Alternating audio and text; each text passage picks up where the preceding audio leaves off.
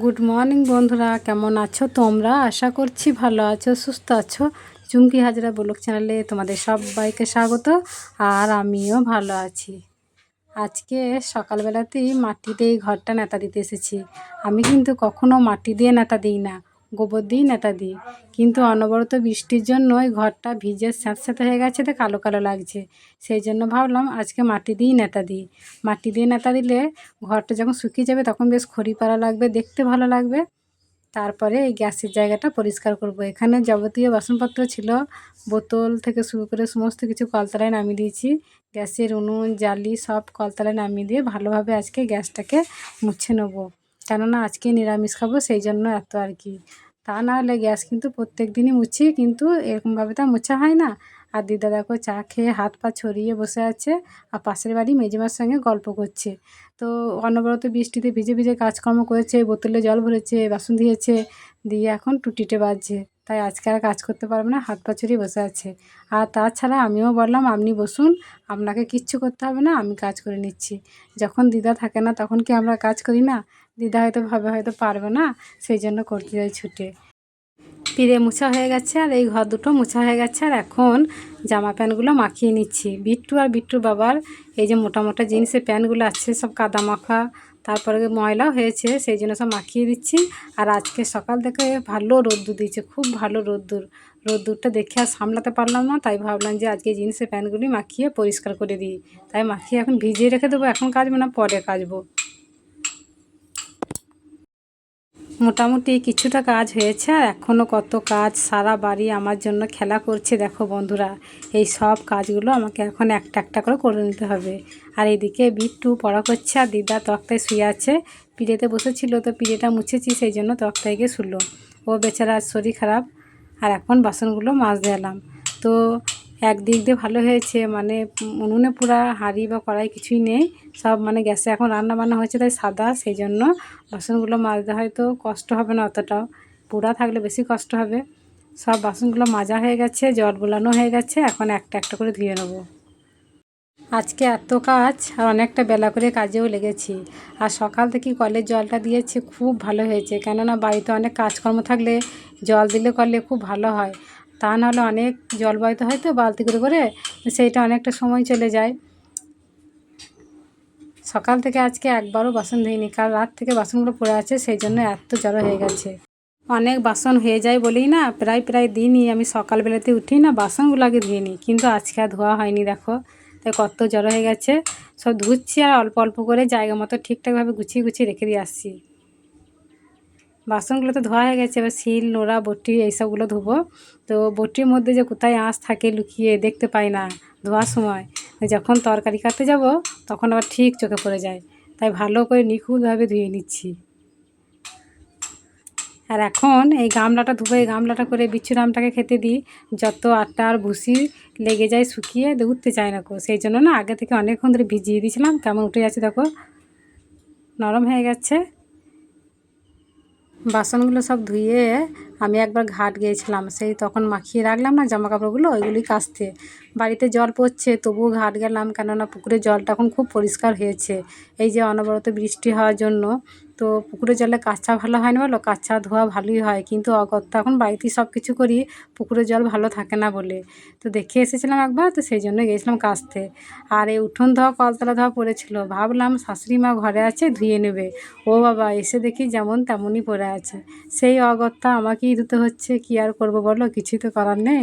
অনেকটা বেলাও হয়ে গেছে, কতটা রোদ উঠে গেছে দেখো। আর আজকে এত সুন্দর রোদ দিয়েছে, আমার মনে হচ্ছে এইরকম রোদ প্রত্যেক দিন যেন হয়। এখন যেন বৃষ্টি না হয় বাবা, খুব ভালো হয় তাহলে। কাপড়টা তো আমার অর্ধেক ভিজেই গেছে। তো যাই হোক, এবার স্নান করে নেবো, ভিজে গেলে আর কিছু যায় আসে না। দেখো বোঁদে মুড়ি নিয়েছি, আলু ভাজা আছে, কিন্তু আলু ভাজা নিইনি। আলু ভাজা দিয়ে মুড়ি খেতে আমার একদম ভালো লাগে না গো। আমি রান্নাটা করছিলাম জানো তো, আমার কাছ থেকেও খুন্তিটা কেড়ে নিল। বলছে যাও যাও, তোমাকে রান্না করতে হবে না, আমি করছি। কাজে গিয়েছিলো, সময় সময় বাড়ি চলে এসছে। দেখো ও কেমন খুন্তি নাড়তে লেগে গেছে। আর এটা হচ্ছে সয়াবিন বড়িটা ভাজলো, আজকে সয়াবিন বড়ি রান্না হবে। এই যে ভাত হয়ে গেছে, ফ্যান ঝরাতে দিয়েছি। তো নিরামিষি দিন আর কী রান্না করবে বলো, তো সেই জন্য ওই সয়াবিন আলু তরকারি হবে। তো ও রান্না করছে। আমি ভাবলাম জলটা হয়তো দিয়ে দেবে, সব জলটা।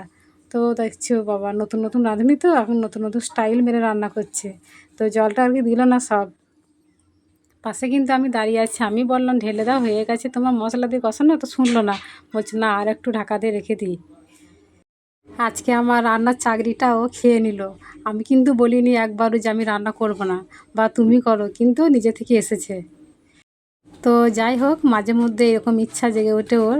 মাংস রান্নাগুলো দেখেছো হয়তো ভিডিওতে, তোমরা যারা ভিডিওতে দেখো আমার, যে মাংস রান্নাগুলো মাঝে মধ্যে ও রান্না করে, রান্না করতে ভালোবাসে আর কি।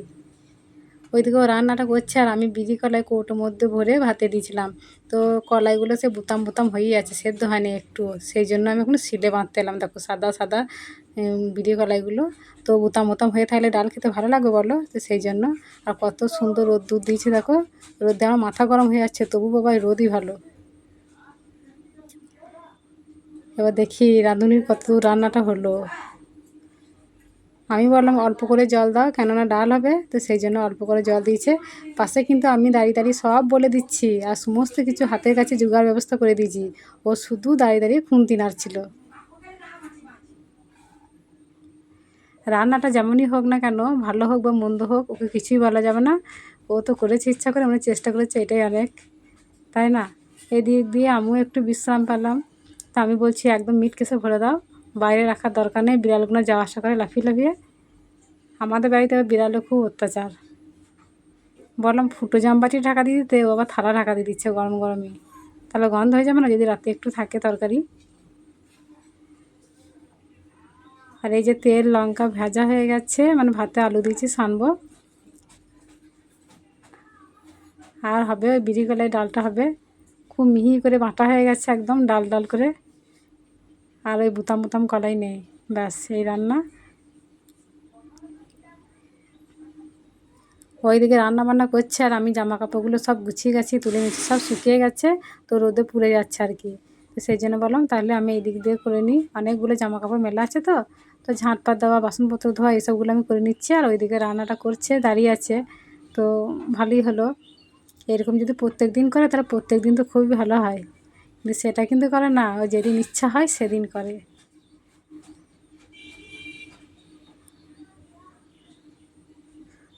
খুব খিদেও পেয়ে গিয়েছিলো ওর, তো সেই জন্য বললাম আমাকে ভাত দিয়ে দাও, তাই ফ্যানের হাওয়াতে ভাত দিয়ে দিয়েছি, গরম এখনও।